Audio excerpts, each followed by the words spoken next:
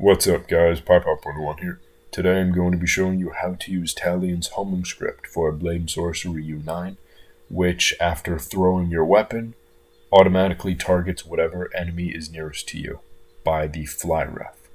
So essentially what you're going to need to do is after building whatever weapon you want, whether it's a blunt, a sword like this, whatever, I'm just going to be showing you a sword, you need to add a fly ref. So after throwing it, it will aim in the direction that you target your blue arrow in. So what you do is you create an empty, rename it whatever you want. I just named it fly ref.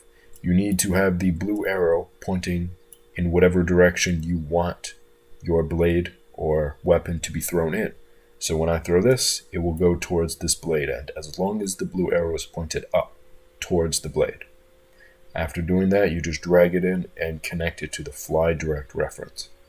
After doing that, you want to go into your streaming assets mods folder, and I will just be adding this to my switchblade real quick. So we go into Talion's homing framework on the Nexus mods page.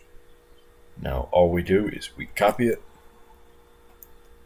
open up our weapon JSON, put it under modules.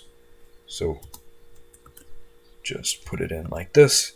Make sure that is an open bracket, close bracket, comma, no comma in front of this open bracket right here. You save it, and after doing that, you want to make sure that fly from throw is set to true, fly rotation speed set it to 3, and fly throw angle is set to 145.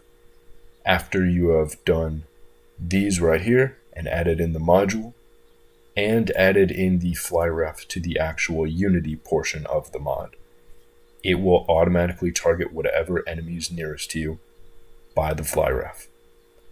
So if you guys like this video, please leave a like, comment, and subscribe. It helps out the channel a ton, and I would be extremely grateful.